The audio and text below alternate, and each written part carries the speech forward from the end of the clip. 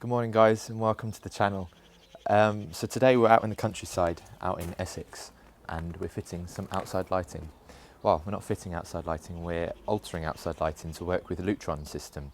So we look after this property here, and the customers really kindly let us do some videoing here, because what we're basically doing is we're slowly working our way through the property, changing it all over to Lutron. So it means that it works from his phone and it has all the smart Pico switches. And he wants all the outside lighting to work on the Lutron around the house and throughout the garden. So the plan is today basically to try and find a sensible way of doing that, which we're sort of figuring out still, to be honest. We haven't quite got there. But what we're going to do, these current lights here are on a PIR sensor, so a passive infrared, so that when you walk past them they come on and they have a switch. So lots of them are on different switches. So I think the current plan is I'm going to find wherever they're switched from, link it out so that they're permanently on, and replace these for a similar fitting without PIR on them, and see if I can fit the Lutron receiver behind this cladding. If I can open it out wide enough so that it's still smaller than the actual fitting itself, then I might be able to hide it behind. If not, I might have to maybe cut the ceiling above where one of the light switches is, and put an inline receiver there, and put some sort of access hatch, something like that. I don't know. We're figuring it out as we go along, but feel free to join us today as we sort of work our way through the job and figure out exactly how we're going to do it. We've got Reuben already working away in the back there, just taking down some of the old fittings, teaching in the art of organisation and planning before you start a job. So enjoy watching. Again, if you do like the video, it massively helps the channel if you subscribe and give us a little thumbs up.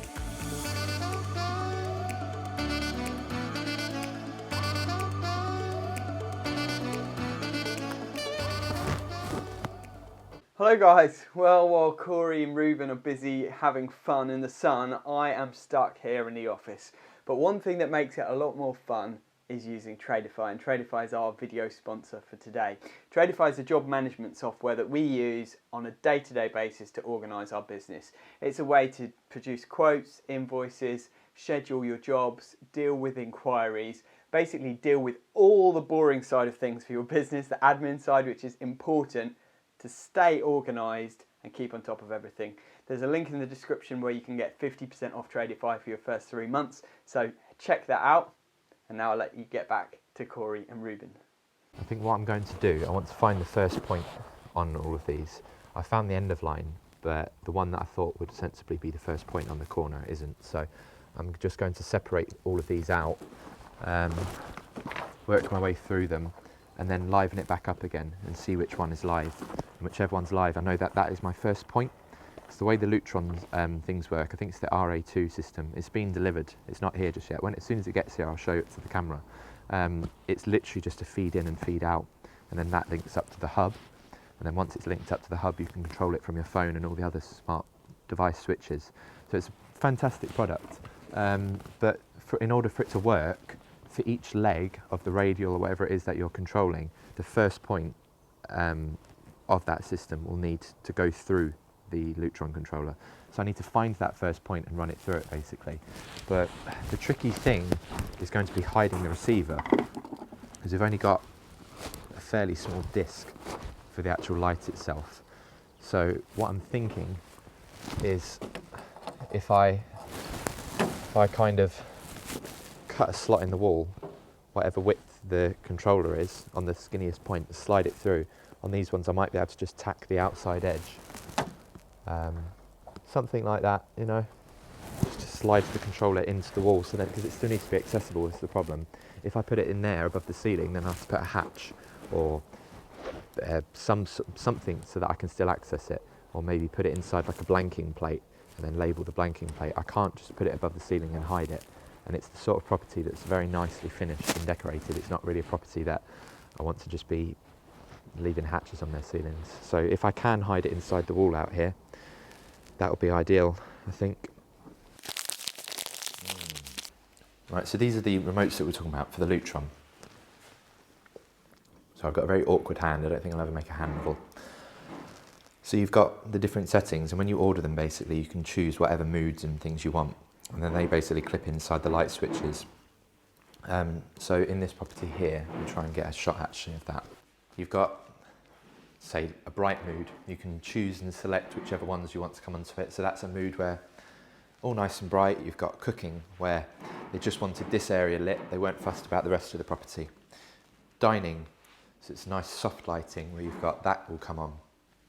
The under cabinet lights will come on. And they're basically doing renovation works throughout the kitchens. That's why we've been working our way through doing it now, and then all off. But we'll go for a nice soft light while we're working, for the ease of the cameraman's editing. So around here, I've found the light switch which does the outside lights at the back, because all those ones here were on one circuit. Got some out the front that were on another circuit, and we've just found a switch here now which does those ones. So it's this switch on the left here, which has been powered out of, and it's just Wagoed. So what I'm going to do is I'm going to take it out of the common, the permanent feed, and put it into a Wago with the switch feed, so that the switch will never switch it off, because I don't want the Lutron stuff, once it's all been programmed, I don't want a light switch to be able to switch it off, because you want to give that a permanent feed so that the switching for the Lutron is done by the light switches that we install or via the app. So I'm doing something which is what people in the real world have to do. I'm Googling the data sheet because the dimmers haven't arrived yet, and I want to know how wide they are, because really I need to make sure that the dimmers are no wider than the fixings on my outside lighting. So I've just found the actual product that we're using. I'm just seeing if on the data sheet there's a measurement for it. Yes, there is. So it is 46mm wide, 32mm high. That's actually not that bad. So what we'll do, we'll quickly grab the actual fitting itself. Do you want to grab one of the new ones, please, mate? And the nut driver. And we'll get a measurement for that. And then we'll see if that will fit outside there. I feel like it will. The other thing we're going to have to bear in mind is it's 153mm long. So I need to make sure I can actually get the angle to slide that in behind the cladding, because I don't imagine there'll be loads of space. It's a little bit of a tricky one, and I don't want to be cutting boxes into this. Like I say, it's all, this side of the house is kind of finished, and they've got tons of cables in the wall. You've got these speakers built in everywhere. You've got all the smart blinds, smart lighting, smart TV, power and things. So where I'd actually need to cut in a box, I really don't fancy using a multi-tool and starting to cut into that wall, because I can't guarantee that there's nothing in there that I'm going to hit. And also it's going to start getting really cluttered, isn't it? So thank you very much. So let's have a measure. So 46. Oh, yeah. The fixings basically are 65mm wide, and the Lutron thing is 45 or 46mm. So we'll actually just get that in. So that is a bit of a result. In fact, we could use the skinnier side there. So yeah, 36mm by say 50, and that does fit inside of that. So that's cool. So what we'll do now, I'm going to show Reuben how to fix these. I'm going to get him going around the house fixing all of these to the wall, and while he's doing that, I'm going to start changing some of the switching configurations. So one of the problems for a Sparky that's doing a variety of work, you know, from one day to the other, domestic, commercial, industrial, it's very hard to have all of your tools in one area, in one place basically, fitting them all inside your van and knowing what you're going to need. I am quite a big fan of having specific size nut drivers, but it's not always possible to have tons of your hand tools and things on the van. So I'm a big fan when you have products that will fit multiple screwdrivers or multiple tools into one.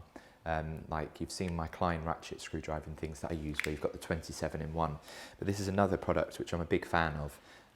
It's the Referral Tool Check Plus, and it's got pretty much everything you need on it.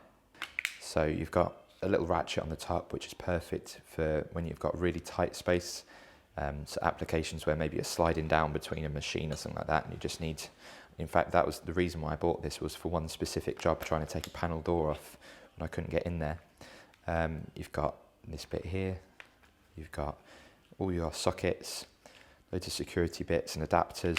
But in this situation, I just want the nut driver. So use that. Grab a little head, 8mm ratchet off of the little clip brow that they include, and then boom. Perfect. I just remembered as well I'm wearing dungarees, so my outfits the past few videos have been fairly tasteful. We've had the shirt, the dungarees now, but I like them, they're comfy. I saw on Tradeify that I was doing garden lighting. I didn't know it was going to be on the wall. I thought I was going to be digging around in a garden, so I wore my dungs. So I'm trying to find the first point, so I've livened it up. I know this might look a bit hairy to some, but it's a measured risk that I'm having to take. So I've switched the breaker back on, and I'm just trying to find the first point. So I know that that's live, and this one here is also live. So my theory is that both of these are the first points. I think that's the first point for the lights going that way, and this is the first point for the lights going this way. So to confirm that, I would want all of these to be dead. This is not an approved method of proving dead. This is just my little volt stick, works by capacitive coupling. Basically me as the earth. It's not a reliable means of proving dead, but it's pretty handy for proving live. So yeah, that's dead, and there's no more on the front. So that's great. So we've found our two first, we've found the two start points of the circuit. So I'm going to get Reuben to start mounting the lights. I'll switch the power back off from all the ones that we know aren't the first points. And then what we'll do, we'll get to the first point, and we've kind of got all the low-hanging fruit, all the easy bits. And I'm just going to spend some time while he's doing that, figuring out how I'm going to hide the Lutron controller.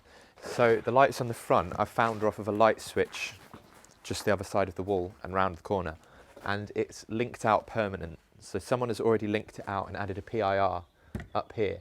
So what I want to do is take that PIR down, leave it as a permanent link behind the switch, because I don't want the switch to impact it, as we've gone through already. I'm going to see if I can get the controller above there, maybe even just refit the PIR to cover the hole, because there's already a hole above it that I can see, which will probably fit my Lutron controller in there. I don't know if it's like a socket air vent or what it is, but there's a hole above it. And then that way there's also still a PIR there. If they ever choose to go back to that style of lighting, just using the PIR rather than the Lutron system, they can. And then the lights either side of the door, I believe, are being replaced for the other style ones. And then again, those will come off of the Lutron. So we're getting there. That is, I found where the back ones are from. We found where the side ones are from. And we found where the front ones are from. So now we've kind of got to the bottom of it and sussed it out. It means it's going to be a whole lot easier to actually start now planning and doing the work itself. Oh, that's probably our delivery. Right, so I've got the controllers now. They've arrived. So it's the RA2. I was right. What I'm going to do, I'm going to draw around it. I think we need subtitles. Being kind of fairly generous, and a pen in there. There's actually quite a lot of depth. I do think we'll probably get the angle round. It's not going to be an exact science, a bit of guesswork.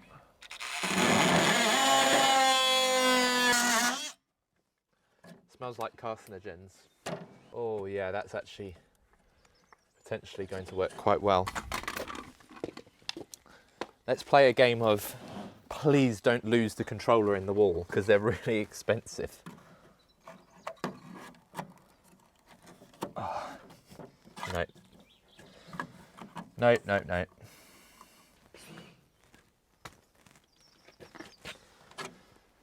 Right, that is annoying. Unless, maybe if I chiseled out the wall behind it slightly, if I get my chisel bit and just take out a little bit, I just want to be able to get the angle to pop it down inside the wall. If I get my SDS and my chisel bit, chisel down, because I don't want to take this any wider. If I take that any wider, I'll be able to slide it in, but then you're going to be able to see, the edges. I've got a mental picture of where the edges are of the fitting, so you can't see anything.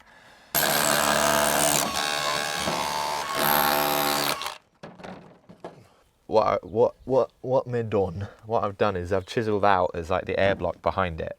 There's two layers and then a cavity, so I didn't want to go through into the cavity, so I've been very gentle, and I've just chiseled out like a little pocket, a little square hot pocket. for me to slide my Lutron controller into. So my plan is now I'm going to wire this, I'm going to wire the ins and outs into the RA2 controller. I'm going to wire out of the controller into the light, fit that back, silicone it all, clean it all up, see how it looks, and if it looks good, then I'm going to do this method on all of them. So what I'm doing is I'm just pre-wiring them so that I've already got the flex ready, and that flex I think is what will just pop out into the actual fitting for me to wire. I'm using bootlace ferrules, got my little Nipex crimper. In fact, you know what, I'm going to do Jordan dirty here. I'm sorry, Jordan, but he's a messy pup. Just do a little I don't know, any OCD people out there, that gives me palpitations. They've got to be, this is like, I think this is like £3 in B&Q, and I like it because it's nice separation. These ones need refilling, but all the common ones, and you can label them and you just know what they are at a glance, and they're separated. The only ones that are mixed are these, but they're the same size, they're just different colours because of the different lengths. I'm sorry, Jordan, but yeah, you're a messy pup, and that's a fact. He's a proper little messy pup. Right, so this is 1.5, so we get our 1.5mm ferrules, slide them on. Another little tip, when I'm using a bootlace ferrule crimper, especially because this one's only got 4, what are they, nodules? No, that's a medical term. I don't actually remember the manuals, I think. The actual bits that crimp in, this has only got 4. I prefer the ones with 6. I think Weidmuller do one with 6 on it, so you get a tighter, rounder crimp. So what I do instead is I crimp it once, I spin it slightly, and then I crimp it again. So I'll usually just get a few good crimps on it so that it is properly part of that cable now, and then slide it in all the way. I just need to nibble a tiny bit off the end of that. My little scissors, super handy. Slide that in all the way, and then tighten it up nice and tight, and yeah, it's just a whole lot neater and tidier and cleaner. So that's it, all finished, all ferruled up, cables in, cables out. Don't like that we've got a little bit of crossover, but it's all in past the cable grip. And then what we'll do is, when we're ready, once we're finished testing, etc., put the cover on that, boom, it's done. And it's just a nice, solid, quality connection. So I've got that connected up now. So basically connected with Wagos onto the existing cable, the 3. So you've got the in and out. Shake it all about. I'm sorry, I'm trying so hard to be sensible. So I've connected onto that. We're going into the Lutron controller, out into this. So now I just want to silicone it up. It comes with a little drain hole, which is nice. So now that is nicely into the enclosure. So I'm actually pretty happy with that. The only annoying thing is the screw holes and slots from the old fitting don't really line up, because you can just about see them on the top and you can see them on the bottom. So what I'm going to do is I'm going to see if I can get the RAL number for this, like the paint serial code number for this, and get a tube of silicone made up, so that when we're back I might be able to just smear a bit over there. I think it will blend in. Because bearing in mind as well, once we get these on, it will go a little bit more over it. Wow, no, it's still, you can still see it. Yeah, so I think that's what we'll do. We'll get the RAL number and cover that up. Want to label all of these controllers up on the actual device, or maybe just stick the label on the inside of there or something, so that whoever comes in the future, if it's not us, takes it off, knows that there's a Lutron controller just hidden in that cavity behind. And in fact, let's put a label as well on the consumer unit, because I don't really like leaving things where they're not obvious to be found, but in this situation it would look rubbish leaving it obvious. So we're just going to kind of mitigate that by labelling and making it clear. The cameraman has been roasting me for my lockdown weight gains for long enough, so let's change in. Say goodbye to your plus size Sparky and say hello. You're not going to recognise me. I'm coming after Nick. Nick, I'm coming after you with gains and muscle, and it's vegan, so it's all good. Okay, so that is them all on now, ready to program. So I've got the little Pico remote here. So what I'll do is I've pushed the little on button on the actual inline dimmers themselves. So now what I need to do is go onto the app, and I'll work my way through them. I'll show you actually what I do, and I'll flash the different zones and then assign those to different moods basically. And I want to add them onto this Pico remote, so that this Pico remote will control all of the outside lights, and then we can put them onto a timer as well, so that they come on at night.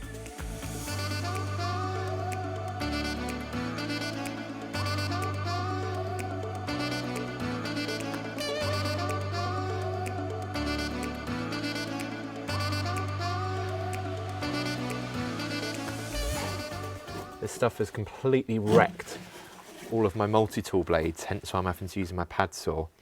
It's literally just acted like sandpaper and filed it down to nothing. All my multi-tool blades now are just little nubs.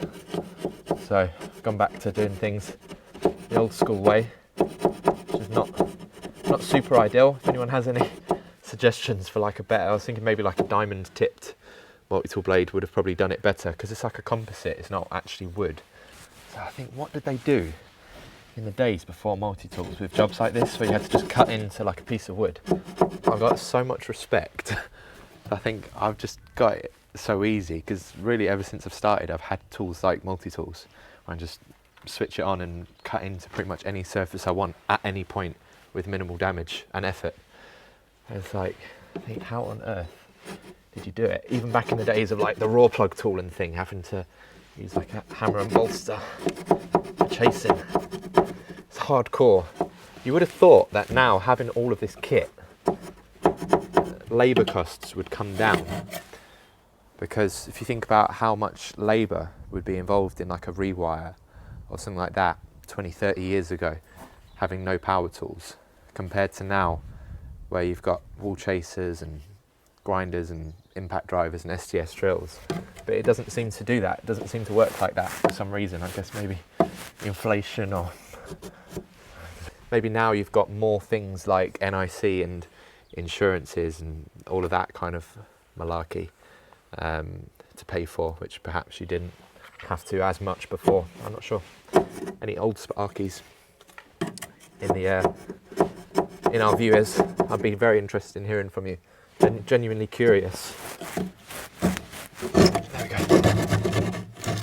Whilst we're on the subject actually of how things were done a long time ago, something I was talking about with Mike from Residual Current, Instagram page, fantastic fella if you want to follow him, the other night, talking about qualifications, how we were both frustrated because both of us feel like our qualifications don't really count for anything anymore. Like, both of us are gold card, JIB approved electricians, but even that doesn't really seem to count for anything now, because you've got a lot of watered down qualifications within the industry, a lot of level 3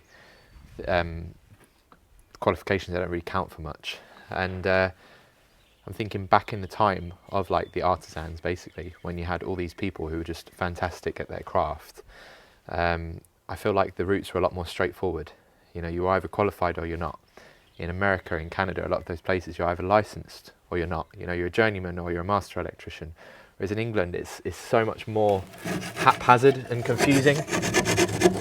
So like, people who are sort of the top of their game in the industry, it's very hard to get any sort of actual recognition for it against, you know, like the different grades.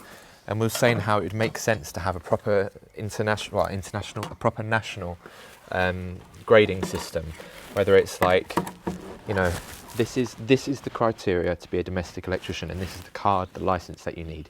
Forget all the governing bodies and what's the word I'm looking for? Probably schemes. All the schemes like NAPIT, NIC, all that kind of thing. Just have like one thing, like gas safe. You are qualified to work on this level of gas, or level 3 commercial gas, whatever it might be, LPG. We need that, but with electrics. So when I pull out my gold card, I can say I'm qualified to work on domestic, commercial, industrial, within these voltage ranges, ELV, whatever it might be, CCTV, and actually just have like a unified system to get rid of all the confusion in the industry. And also what it'd mean is, that's a honeybee. What it would mean is when you've got back in the day, I feel like they were able to charge more as well, because even though maybe there was a lot more labour and things were very different, it was considered a skilled, very, very skilled trade. Whereas I feel like now people just aren't as scared of electricity. It's not as much of a skilled trade in people's mind because their Uncle Dave can do it for them, you know? So doing that, having that unified system, it benefit everyone because you could charge more. Not that we'd need to charge more, but like people who aren't confident in their pricing could charge more. And customers and homeowners are guaranteed then a certain level of qualification at least for whatever task it is that they're having someone in for. If they only need a domestic installer, okay, I only use a domestic installer. But if you need someone that's commercial or whatever, you know that they've reached that standard. Anyway, that's enough rambling, but I feel like it's a hot topic at the minute in the industry. I think it's something that I'd be interested in not just hearing from people. I don't want to just hear from people in this country. I think it'd be interesting in hearing from people in other countries and in other age groups as well, people who may be retired now, who I know watch the channel, interested in thinking what the qualifications were like when they were young, and how it compares to now, and whether or not they think it's kind of gone downhill or been watered down, or if they think actually, no, maybe it's for the better. Alrighty ho. So, we're pretty much done for the day now. I'm just extending these cables out and getting that all ready to put the lights on. I think this is going to be the last one. I'm going to get this one on the wall, and then you'll see me miraculously change clothes because I'm going to program the rest of it tomorrow. So just because it's been a bit of a pain. Basically, I've had like wooden noggins here, so I've had to like drill across at a bit of an angle so that I can get the actual dimmer modules inside of the wall. So bear with us and I'll change clothes. Seamless, absolutely seamless. We're carrying on, so we're just doing this last outside light, which is going to be a little bit of a pain. And I want to ask your opinion on it, viewers. I'm having to do something which I don't really like very much. So basically, the issue is, the Lutron controller, there's nowhere reasonable to put it inside, unless I decided to somehow put like an axis hatch on every single one of these switches, because the walls are solid on this wall as well, so it's not like I can just rod it up and fish in a back box or anything like that. So the most sensible place that I can think to put it, unless I start rewiring the circuits, which would be awesome if I could do that, but realistically I think it's just not going to happen, is to cut open here just wide enough to fit the controller in. And basically what I've been doing is chiseling out like a little niche behind in the brickwork. I pulled the damp proof membrane up. There's like a DPM that kind of runs down behind the cladding, and I'm just sliding it underneath the damp proof membrane and into that little niche so that any water will flow past it, hopefully. It feels wrong using Wagos and fittings like this not in a proper enclosure. Feels wrong, but here's my reasoning. My reasoning is it's technically IP4X. In my mind, I feel like it's part of the enclosure because I've chiseled out a proper space. I've put it underneath the little DPM. It's accessible. You know, there's no exposed parts or anything like that. I've left a note on the consumer unit saying where these things are and what light they're behind, and I'm siliconing the top 3/4 of it, or sort of the top 2/3 of the actual fitting itself, so that any water that's in there, the light has a drain hole on the bottom, it can get out basically, so it's not going to build up. But at the same time, it just feels not right.